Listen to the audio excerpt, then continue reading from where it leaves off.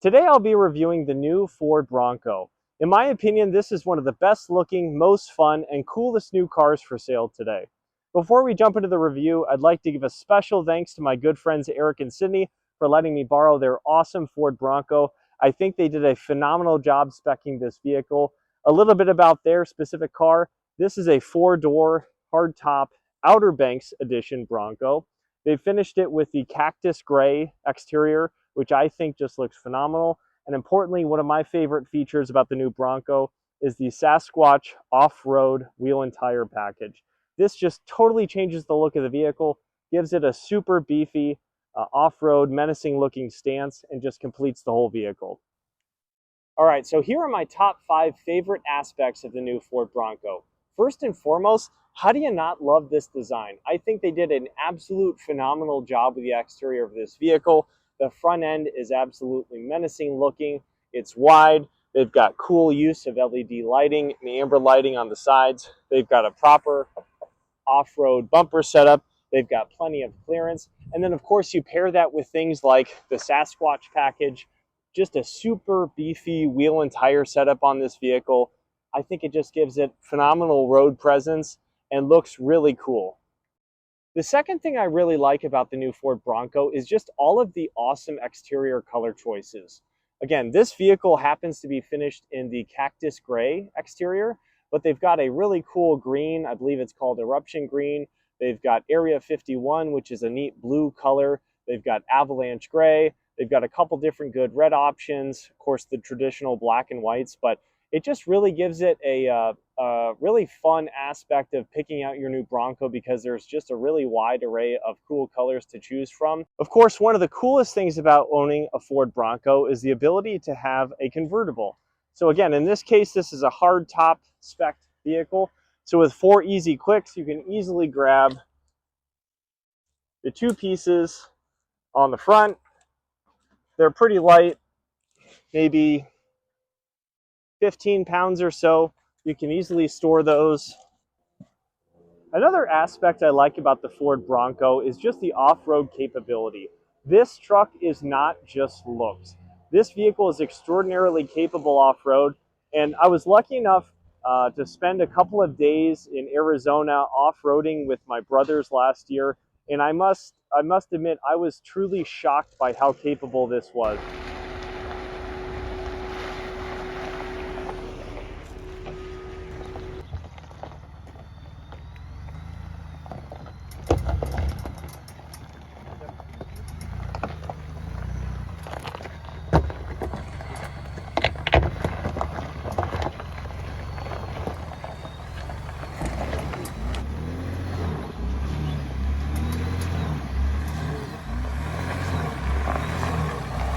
Hey, MTV, welcome to my crib.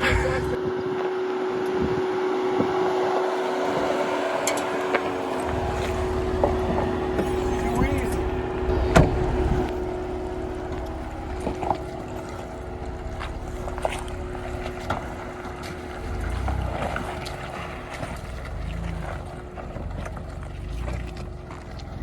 Ultimately, the final reason I really like the new Ford Bronco is I think that this is just a better Jeep Wrangler. In my opinion, Ford absolutely knocked it out of the park with design on this vehicle. Compared to the Wrangler, this is just more muscular looking. It's wider, it has more road presence, and for me, this is just a much better looking car. Now, I do think there is one area, an exception to the rule, where Jeep did trump the new Bronco, and I think that's with the Wrangler Rubicon 392 model. For those of you who have no idea what that is, Jeep found a way to stuff the V8 motor that they have in the Scat Pack SRT edition cars, the Challenger, the Charger, the Durango. They found a way to stuff that into the Jeep Wrangler and gives it an absolutely insane V8 growl. Obviously, acceleration is nuts. I think it's in the low 4 seconds range. And just, basically they created the ultimate V8 Wrangler.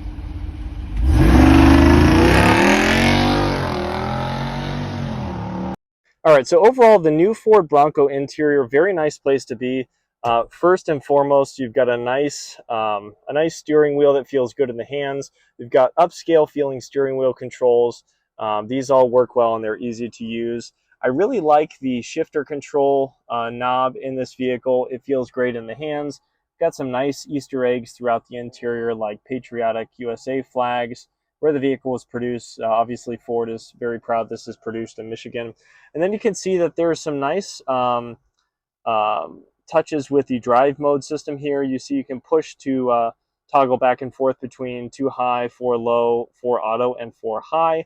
And then if you twist this knob, you can see that we can make our way through all of the different drive modes. So you've got normal, eco, sport, slippery, and then mud and ruts. So it's cool. Obviously, the drive mode in the vehicle is adjusting the drivetrain based on the conditions in which you're driving. This is just really cool. Obviously, most people are going to leave it in normal most of the time.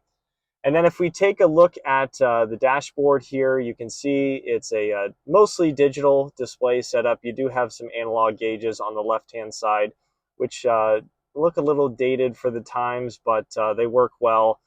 Okay, so let's go for a drive. So, initial driving impressions on the new Ford Bronco. This particular truck is spec'd with the 2.7 liter twin turbo V6.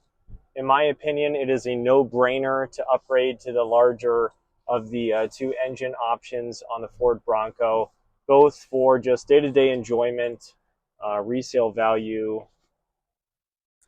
and just the fun factor, of course. I will say one of the things that drives me absolutely nuts about the new Ford products is how loud the turn signal indicator is on this car. I have no idea if the mic is picking it up, but for some reason Ford really wants you to hear the turn signal indicator. It's just obnoxiously loud, in my opinion. But first impressions, I just think that this is a really nice vehicle to drive. You sit up really high on these wheels and tires, and you know, the road noise is not crazy with the Sasquatch package. For me, the fun factor and the overall looks upgrade of having Sasquatch totally trumps whatever additional road noise that you might have in this car. It just it sits up really high. It feels fun to drive. It feels kind of like a toy. I mean, that's how I felt with. I've had a couple of Wranglers. One of which I mentioned was the 392 Rubicon. Obviously, that was a whole different animal with the V8 Hemi stuffed into a Wrangler. Of course, that's going to be obnoxious and fun. But you know, the 2.7 liter twin turbo V6 in this model, it is. It's. I think it's plenty of power. It drives nice. It moves. And obviously, you're not going to get the a V8 growl that you kind of lust for on something that looks as aggressive as this car does, but it works. All right, so a quick acceleration test on the new Ford Bronco, a little 0 to 60. Not bad, not bad. Okay, so I really like the 10-speed transmission. If you guys are not familiar with the 10-speed transmissions, it was a co-developed transmission between GM and Ford, and it's in a lot of really good new vehicles, F-150, all the GM pickup trucks, the full-size SUVs, Mustang, Camaro, Bronco.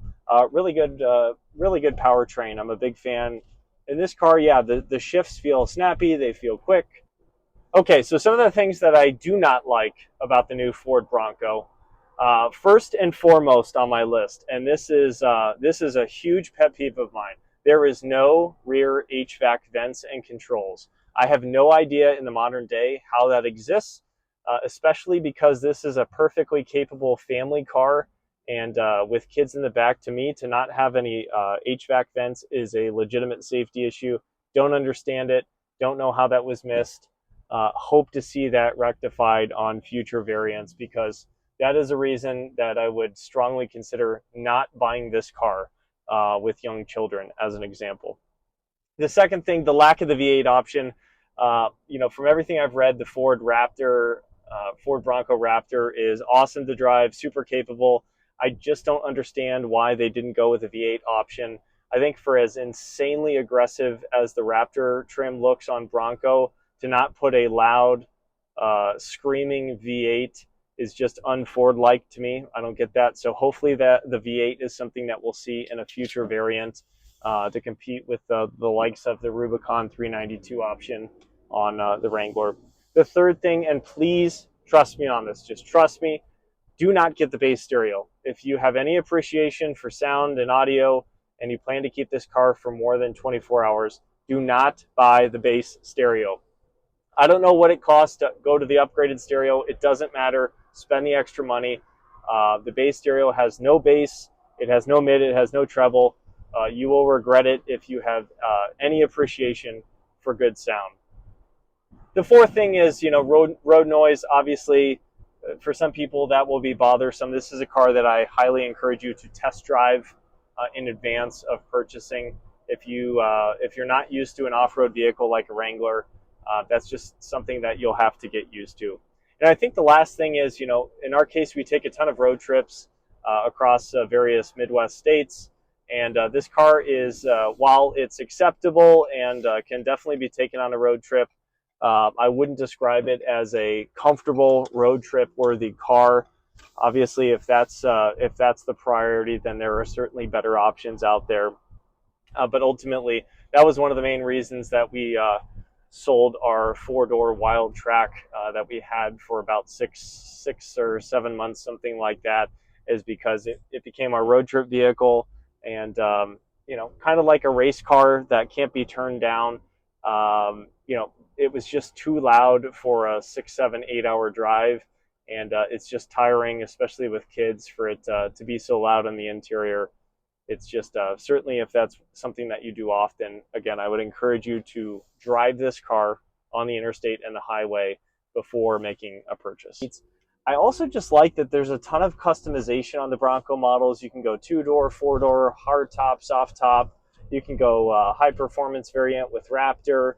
They've got a manual transmission. I mean, clearly they have thought through how to cater to just about every type of buyer that might want to consider one of these cars. And I just love that, Ford lately has kind of taken this approach of, let's stop building boring cars. We're just not going to build anything boring, and everything we build is going to have soul and adventure and a fun factor. And to me, that's really cool. Okay, so final impressions on the new Ford Bronco. I pretty much like everything about this car. It's fun to drive around town. It kind of makes you feel like a kid again. It's got a toyish feel to it. It looks great. It's got road presence.